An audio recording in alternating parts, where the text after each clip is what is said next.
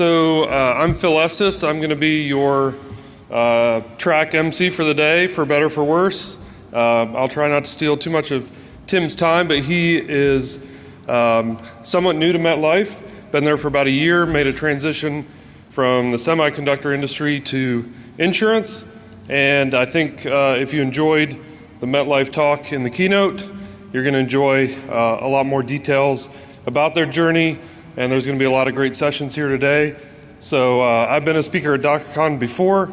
It can be a little nerve-wracking, so please welcome Tim Tyler to the stage.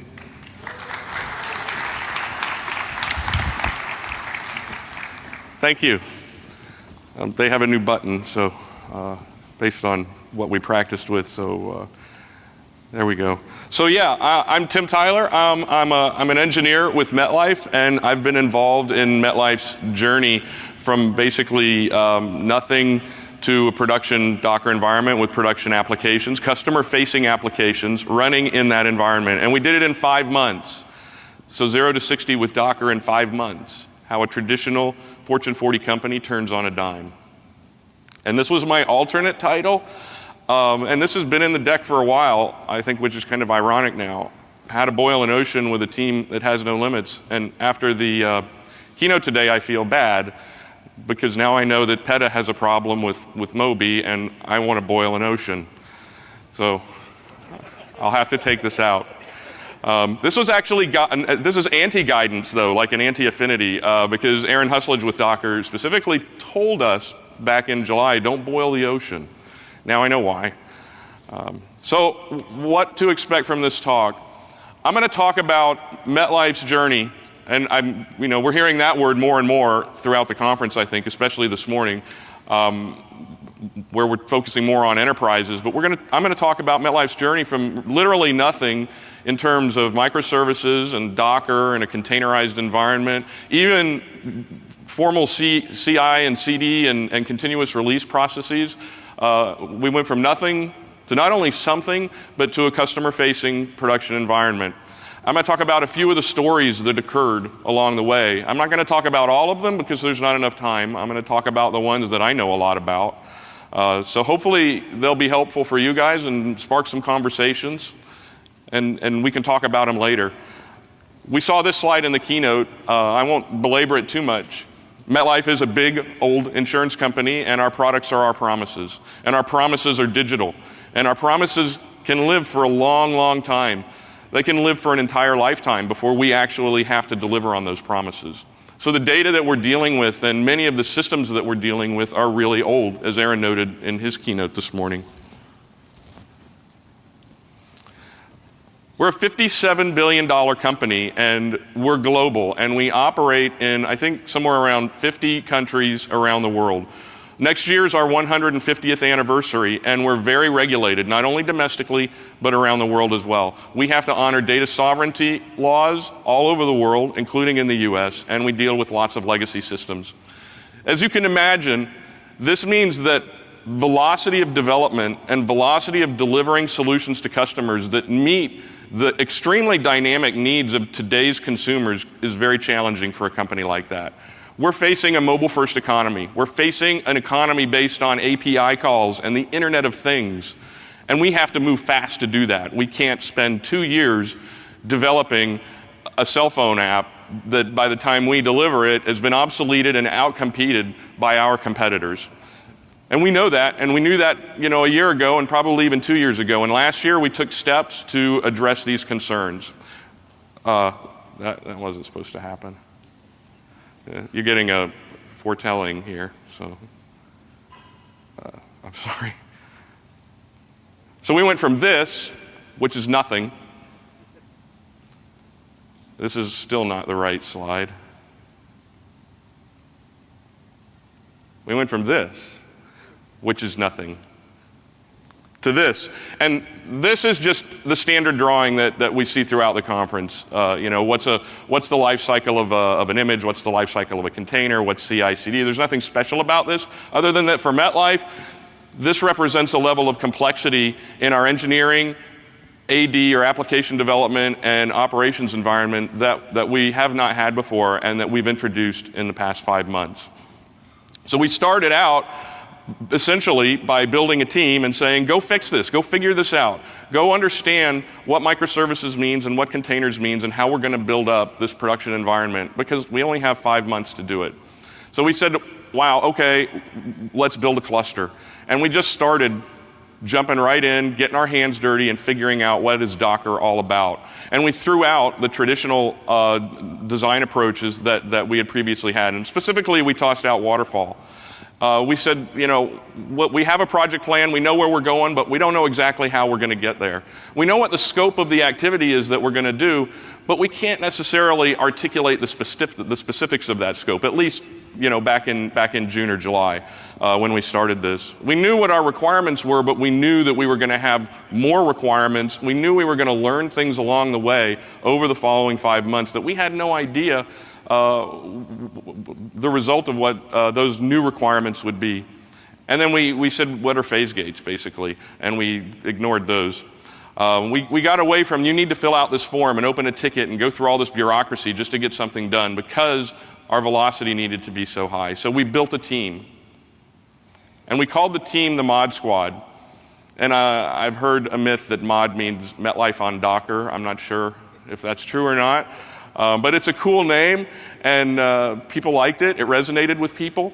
And kind of in the spirit of the Phoenix Project, our whole goal was to move fast and to fail fast and to be agile. And we adopted daily stand-ups, which was kind of new to MetLife. And we adopted a Scrum methodology.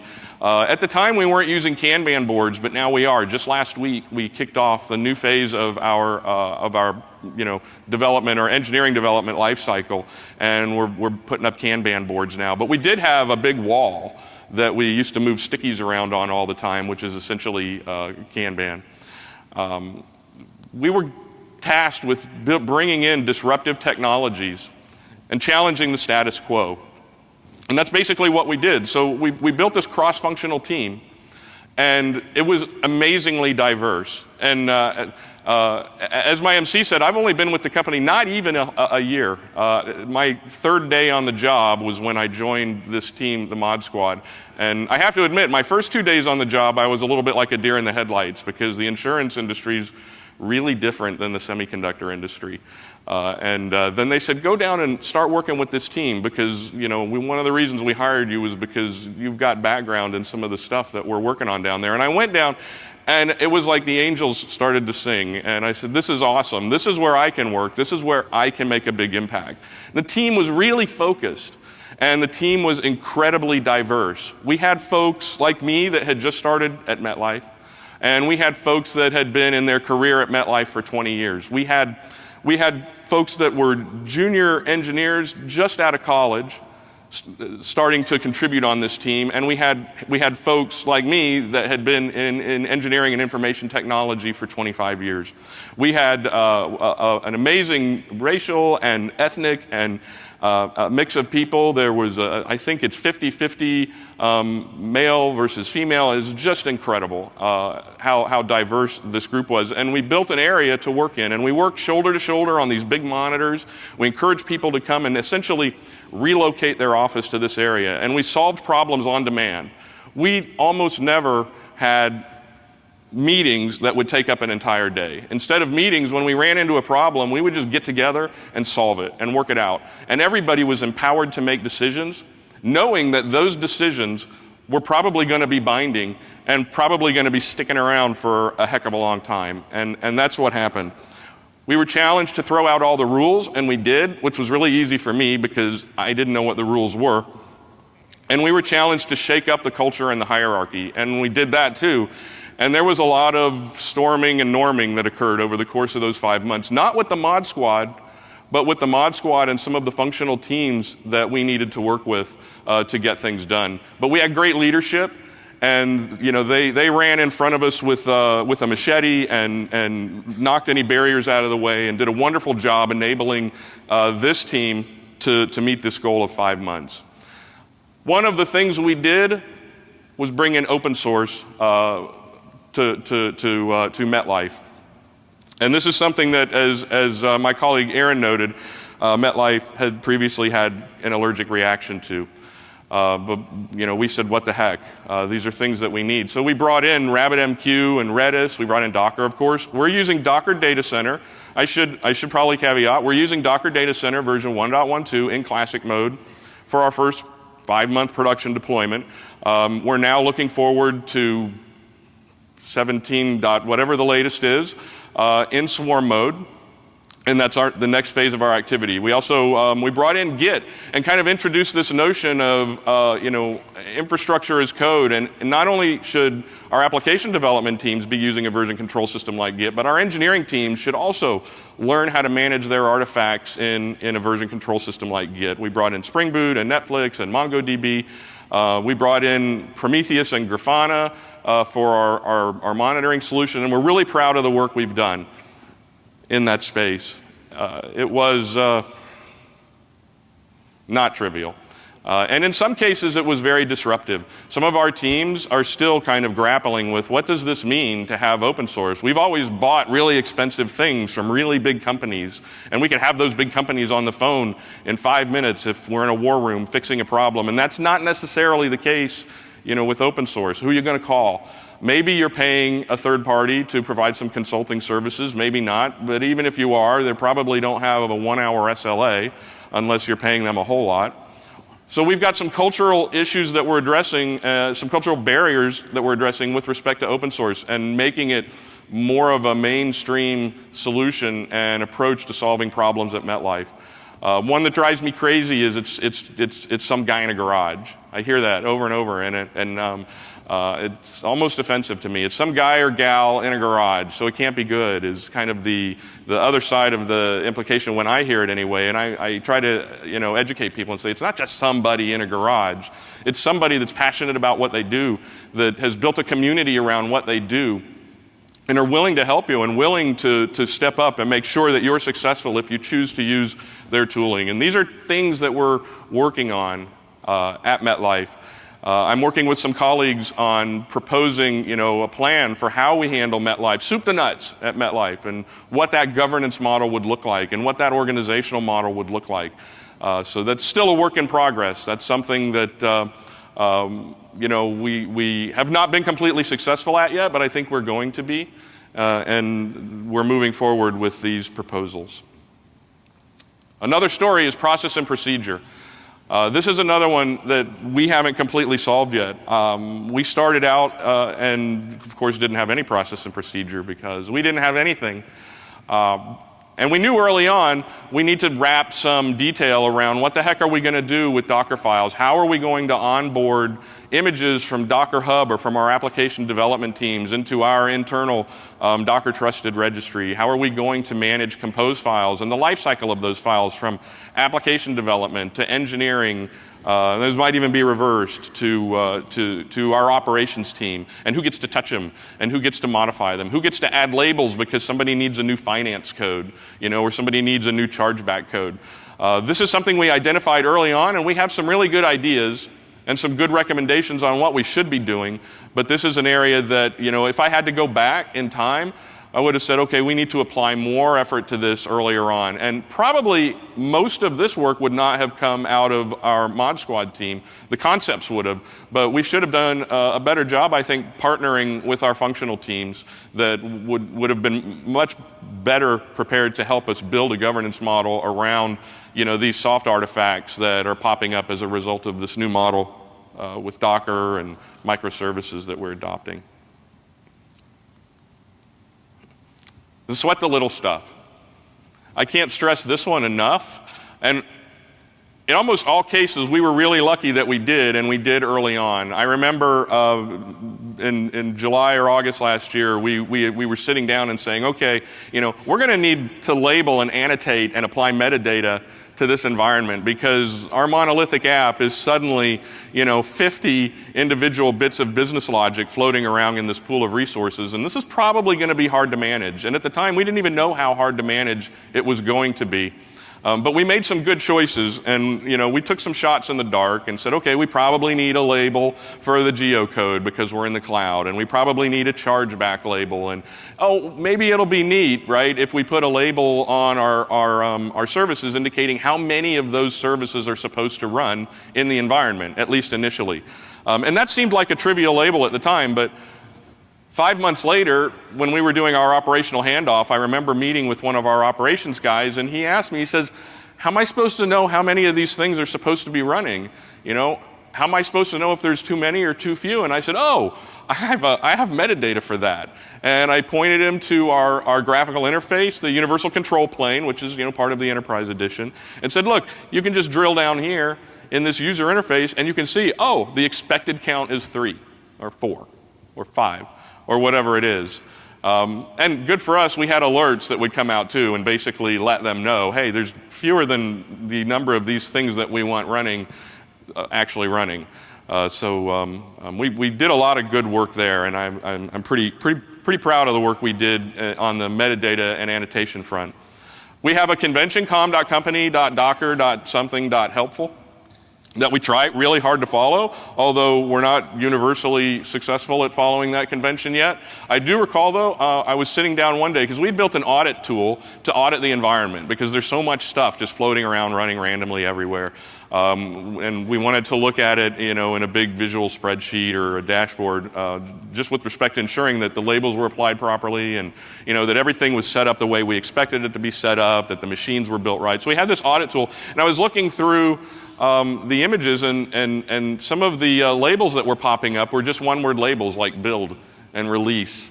And I thought, wow, I understand that some of the labels don't follow our convention, but they're at least understandable. But these single-word labels, they're completely ambiguous. And I thought somebody, either our engineering team, maybe even our ModSquad team or our application development team, had just plugged in these labels that meant nothing at all, and proceeded to think about who I needed to talk to about that, and realized it wasn't us at all. It was actually coming from a vendor-sourced base image, and those ambiguous labels were from our vendor, and they're still there today and tickle my OCD on a pretty regular basis. So little stuff is a big deal, is kind of the punchline there. This is something that I'm really passionate about now. Test, test, test, and then test some more. And then when you've done all that, test it all again. We built a culture early on of what I like to call test-driven engineering. Obviously, I'm speaking to you from the point of view of an engineer and not a developer, if that isn't clear yet. And so test-driven engineering isn't something that's always front and center. And we kind of started down that path pretty early on. Because we were bringing up things that we didn't know a lot about, like Redis and MongoDB and RabbitMQ, we started building tests for those. My boss said, hey, I'd like to see red lights and green lights for this stuff to see if they're really working and doing what we think they're doing. So we started doing that, building unit and functional tests for the open source in the environment. And that was sort of the kernel of testing for what we did over the next 5 months. And it grew into this big thing that we continue to evolve and work more on today. We took that basic red light, green light stuff, and we did it in Bash, and I wanted to commit it to Git, but I was so unhappy with the state of the code because we did it so fast. There was just so much technical debt embedded in it that I chose not to. But I think I know what we're going to do going forward, and I'll explain that in a minute. We then built in our own Chaos Monkey type testing, where we put together a big spreadsheet of test cases, and then a whole bunch of tabs for that list of test cases. And all of the tabs were essentially different failure modes. And we went old school on this on purpose. It was entirely intentional because what we wanted to do, we wanted to accomplish 3 things. We wanted to test the environment, we wanted to break it and test it, and break it and test it, and break it again and test it. So we'd fail a worker node, we'd test it. We'd fail a master node, we'd test it. We'd fail 2 worker nodes, 2 master nodes, a whole failure domain, shut down half the cluster unexpectedly, and we test. And we found lots of problems. And we partnered with Docker very closely and worked through these problems in our Docker data center environment and solved, I think, 95% of them. There might be one still outstanding that nobody's able to replicate. We also did that old school because we wanted to hand that spreadsheet off to our colleagues in operations and in other parts of engineering and say, hey, you go run this stuff. We're going to break it, you run it, and you come back to us with the results and tell us if the system was resilient or not. And that gave them an opportunity to just kind of get in there with Docker at the command line, doing stuff and getting familiar with the tooling, which was extremely helpful. And then the final goal was just to list out, what are the command lines and expectations for everything that we wanted to do and see, so that we could capture that and one day automate it. And then we didn't automate it, at least not then. And then we did this cool thing. We held war games. So shall we play a game? During our operational handoff, and I'm going to talk about that in a minute too, because that was crazy, but we held war games where we basically had our ops folks off doing their ops stuff and we were somewhere else, and we did not sit together and we did not telegraph what we were going to do. This was pre-production. And we just went in and broke the environment in clever ways. And based on our alerting system, which was based on Prometheus, we expected our ops folks to identify the problem, react to the problem, and resolve the problem. And that was a learning curve, and we did it over a course of about a week, I think. And we went and we documented everything while we were doing it, and the ops guys were giving us feedback and saying, hey, this alert could look better. It could be worded a little differently, or that alert could maybe fire a little bit faster, because we had 2 nodes down for 15 minutes, when really we would only want 2 nodes down for 5 minutes. To be honest, though, our alerting system today, probably in our production Docker environment, probably alerts and informs our operations folks faster and closer to real time than what they're already accustomed to. So we made some good progress there.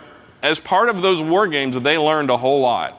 And it was invaluable experience for those folks as they moved forward and as we partnered with them to operationalize this environment. And then finally, I'm going to kind of come full circle. Because I was talking about old school and the spreadsheet, and maybe we wanted to automate this. Just last week, we figured out there's a tool called BATS, which probably half of everybody here already knows about, but we didn't, because we don't know everything. And it's a bash-based automated testing tool. And I thought, this might be a good idea to use to help automate our stuff, so we don't have to reinvent the wheel. So in one of our daily stand-ups last week, and it was like week 1 of the sprint, which unfortunately coincided with spring break in Wake County, North Carolina, so there was almost nobody there. I said, I'm gonna try this tool BATS and see if we can't take our previous spreadsheet with all the tests in it and automate that. And I set aside like 2 days. I'll spend 2 days on this, and it blew me away. It took me about an hour and a half to automate our whole entire test suite in this system called BATS, which is on GitHub. You can just go to GitHub and BATS if you don't know what it is. I thought, wow, this is awesome. I can't believe that I just, automated what took somebody an hour and a half of typing and messing around. Now it runs in less than 3 minutes, and it's totally great. We added in a whole bunch of new tests because we're finally on swarm mode. So now we've got about 45 tests in a test suite that we're going to start maturing as we go forward. Another story is to ensure success, make sure that you have a demo environment ready to go at any time. And this slide wasn't in here until early this week, or maybe over the weekend. And the reason it's here is because we did this really good, but we also dropped the ball on it a little bit. We had a great demo environment, and we would stand it up in front of our executives all the way up to the CIO. I don't remember if we presented this to the CEO or not, but I remember I'd been at the company for 2.5 months, and I was sitting in the room with our CIO demonstrating this environment that we were promising we were going to take to production in another 2.5 months. And we would go in, and we would have a whole spiel where we went through basic Docker stuff.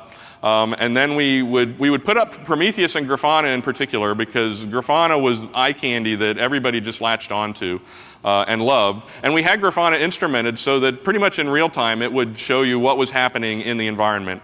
And then we would have our application development representative bring up our tool, bring up our application, and start sending data to it. And he would show a Hystrix dashboard with the responsiveness of that application. And then we would go in front of our CIO, and we would shut a node down. And then Grafana would start wiggling around, and you'd see a node drop out of the cluster, and you'd see the application services drain a little bit, but then redistribute and pop back up. And that was a really compelling thing. And then the Hystrix dashboard wouldn't even show a blip in terms of application responsiveness and traffic. And it was amazing. And that sold so many people on what we were doing. Just last week, we had a CIO that's part of MetLife, but a CIO in a foreign country come, and we were doing a demonstration for him, pretty much the same demo. Well, it was more like a month ago. And you could just see his eyes pop open when we showed him, look, we're going to start breaking nodes in the environment, and this application is going to heal itself, and it's going to survive, and nothing's going to happen. And then he got his cell phone out, and he took a selfie of the Grafana dashboard. And it was crazy. Today, we don't have a healthy demo environment, and today we're presenting a demo in a foreign country. And this is why I put this slide here, because we didn't have one ready to go today, and we should have. Or at the very least, we should have had one recorded, which we also do not have. So this is a lesson learned for us, and a to-do is to both record a good demo and have one ready to go all the time. Training was a big deal for us. This was a story that we invested a lot of time in.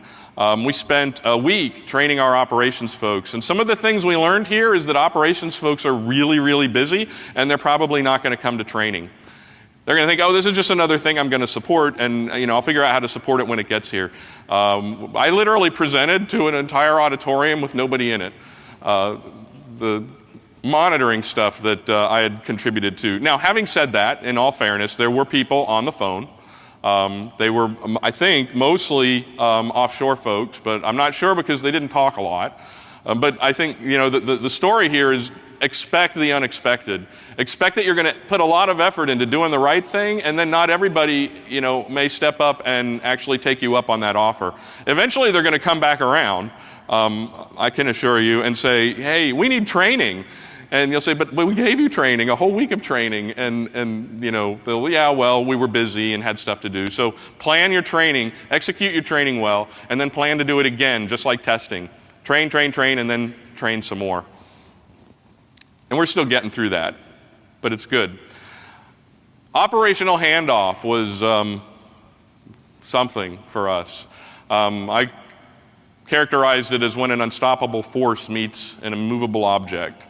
And we underestimated it. My guidance would be don't underestimate it. Now, I'm, talking about a really big company which has really mature operational processes and procedures and very strict and explicit ways of doing things, and they expect a lot when they're, intaking a new tool or application for operations. So we're not only giving them a new application, we're giving them a new application running as a microservice in an environment they've never seen before, monitored with tools that they've never seen before. Our logging application had not been operationalized as well. So everything we were giving them was brand new. And then, thankfully, they decided to put together a whole new operational onboarding process for us at exactly the same time. So we just hit head-to-head and clashed. It was hilarious because we tell the story. We're gonna do all the checks and balances that what you've always done, and everything is exactly the same as it's always been, except it's all brand new. And that was from the operations folks because they were doing this new thing. So we went to one of our first meetings, or maybe the second one, and they'd gone through and checked all this stuff, and they'd colored full sheets of paper red for us, and it was quite alarming. But we ultimately came together and we got it done. It was not easy, but we've operationalized our application now in partnership with our ops folks, and as part of my title is it's in production. So there's a few things I'm not covering. I'm not covering microservices' impact on infrastructure, and Aaron touched on this a little bit. We think we're realizing in some cases up to 70% reduction in infrastructure costs as a result of this model that we're moving forward with. We're deploying both in the cloud domestically, and we've got on-prem deployments in the pipeline for foreign countries coming up. We've just finished turning one to production a week or so ago. I haven't talked much about security. It's not an area that I'm as competent in, but certainly we've got experts working on the security of our environment. I haven't talked a lot about cloud infrastructure and only a little bit about CI/CD. We're using Prometheus for monitoring, and we really like it.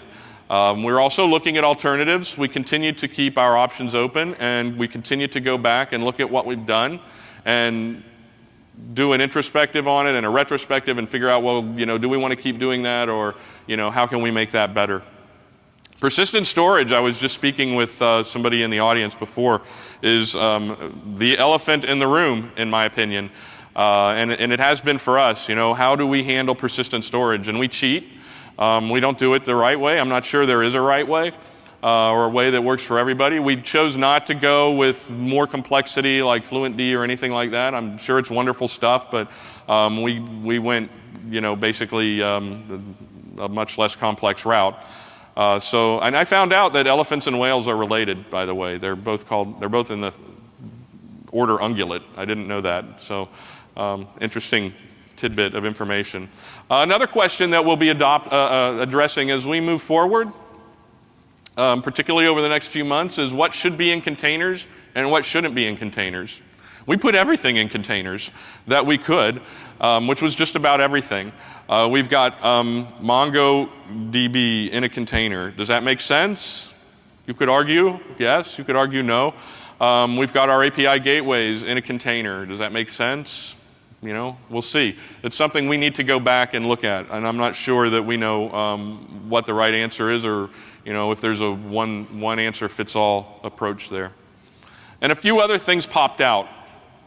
We challenged the status quo, and ultimately we were rewarded for that. It was tough as we moved through that process.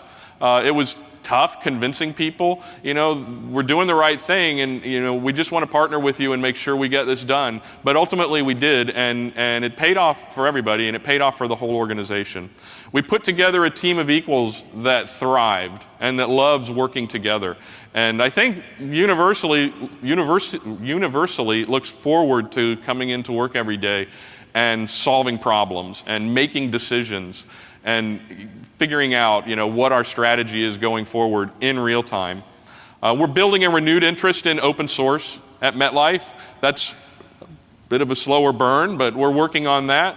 One of my colleagues is here today, or two of them actually, that I'm working together with on suggesting open source compliance and governance models, and we're really excited about that. We planted the seeds of a DevOps mindset and transition. Different folks on the team would probably rank our maturity there differently. I think we have a long way to go, but we're going in the right direction, and I'm really excited about that. ChatOps was a really cool one, and I feel particularly close to this one because on the first day that I started at MetLife, I said, what do you guys use for group chat, for collaboration? And they said, we use Microsoft Link. And I said, no, I mean group chat. What do you use for collaboration? What do you use to, automate and do stuff and make things cool? And they said, Microsoft Link. I don't know, what are you talking about? And I said, okay, we need a group chat tool, and I'm telling you, we're going to need it because of the way this team is going to operate. It will be invaluable. And everybody sort of scratched their heads, and I had to talk about it for a few weeks. But ultimately, we got a group chat tool in that we use, and it has, I can't say skyrocketed, but it has really taken off. And we've had people step up, and finally the lights went off, and everybody's like, oh, I get this. I understand this now. And our team, they have it installed on their phone. If alerts go off in any of our environments, their phones are pinging. We had one engineer start building chat bots, and next thing I know, we're in front of executives demonstrating integration from a chat tool into ServiceNow. We're able to interact with the Docker environment from chat, and this was all new to MetLife. And I was the one that had originally scratched my head because it wasn't new to me based on my background, and I was so excited that I was able to kind of plant that seed and watch other people pick it up and grow that plant. And then finally, I come full circle on the whole storming and norming thing because we built this team. We said, go out, break the rules, do things different, figure out how to do this in 5 months. And along the way, there was, as I said, some storming, but ultimately everything mostly, normed out, and we got the executive recognition, and we had their support all along the way, but the recognition for the team was amazing at the end of that 5-month period. I'll have a quote in a moment. I actually am not going to talk to this slide because somebody said something to me yesterday that I think is even better. MetLife had a baby last year, and that baby is microservices and Docker, and right now that baby is a toddler. And hopefully I get to come back next year and talk about how that baby has changed the way we do business at MetLife and is the teenager maybe, or maybe at least an adolescent. But you know, we tackled legacy problems. We tackled it with cutting-edge technology. We tackled it by partnering with Docker and by moving aggressively to microservices and containers. We completely embraced disruption to get there, but that's what let us get there in 5 months. That's what enabled us and empowered us. And finally, this is not attributed because I just got it last week. The team got it, and I didn't want to run this presentation through content review again, so this is an unattributed executive C-star quote. You and the wider team collectively defined a new model for collaboration that not only helped address a critical challenge for MetLife, but one that we will look to deploy more broadly across GTO, GTO being Global Technology and Operations at MetLife. And that team should be extremely proud of that recognition and the change that they were able to make and the culture shifts that they were able to bring to the table for MetLife. And I think it's going to be huge. I think it's going to be successful. And I'm really excited to share all of that with you. So 5 months, an idea and a plan, and we made it to production. Thank you. Thank you also for taking time out of your day to come and listen to this story. If anybody would like to talk to me about any of this, I'd be more than happy to get together.